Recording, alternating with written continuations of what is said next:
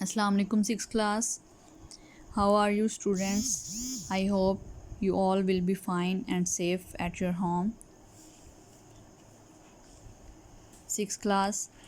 अब आपने ध्यान से लेक्चर जो है डेली बेसिस पे उन्हें देखना है और जो भी लेसन मिलेगा उसे आपने याद करना है अच्छे तरीके से, ठीक है। सेकंड टर्म का आज हम स्टार्ट ले रहे हैं। तो सेकंड टर्म का सबसे पहला लेक्चर है हमारा पार्ट्स ऑफ स्पीच, ठीक है। जैसा कि आपको बुक से नज़र आ रहा है पार्ट्स ऑफ स्पीच, इसकी डेफिनेशन नोटबुक्स पे आपके नोट है, ठीक है। और हो सकता है कि आपके पास जो नोट्स हैं उनमें भी ये हो। तो ये पार्ट्स ऑफ स्पीच की डेफिनेशन भी आपने याद करनी है, ठीक है। यहाँ नाम से ही आप देख लेंगे पार्ट्स ऑफ स्पीच का मतलब क्या होता है। स्पीच बोलते हैं ज़ुबानदानी का जो फ़न होता है, ठीक है। यानी जो भी ज़ुबान हम बोलते हैं उसके जितने हिस्से होते हैं, जितने पार्ट्स होते हैं, उनमें जो जो चीज़ें आती हैं किसी भी ज़ुबान में, उसे हम उस स्पीच के पार्ट्स बोलते हैं, ठीक है। पार्ट्स ऑफ स्पीच ये हैं। अब ये the following are the parts of speech in English grammar, यानी जो इंग्लिश लैंग्वेज है, इंग्लिश ग्रामर है, उसमें जो स्पीच के पार्ट्स हैं वो ये हैं, ठीक है। नंबर 1 पे है वर्ब, उसके बाद नाउन, एडजेक्टिव, एडवर्ब है, प्रोनाउन है, प्रेपोजिशन है, कंजंक्शन है और इंटरजेक्शन है, ठीक है। आज हमने सिर्फ सबसे पहले नाउन और प्रोनाउन देखना है। तो हम अपने टॉपिक की तरफ आते हैं। नाउन, नाउन कोई भी नेमिंग वर्ड हो सकता है, ठीक है।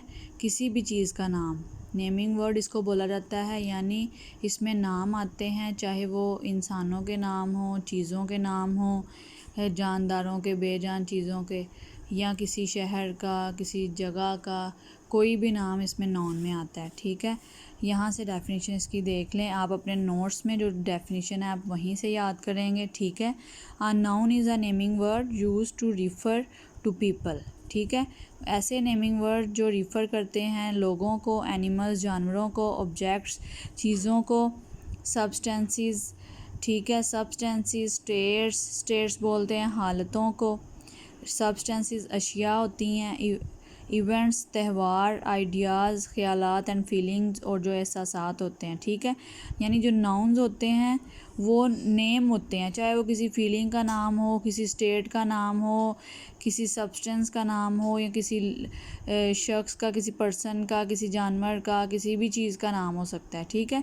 यानी ये यहाँ तक आप क्लियर रखें जहन में कि जो नाउन है वो नेमिंग वर्ड्स होते हैं, यानी नाम होते हैं, किसी भी चीज़ का हो सकता है वो नाम, ठीक है, चाहे वो जानदार है या बेजान है।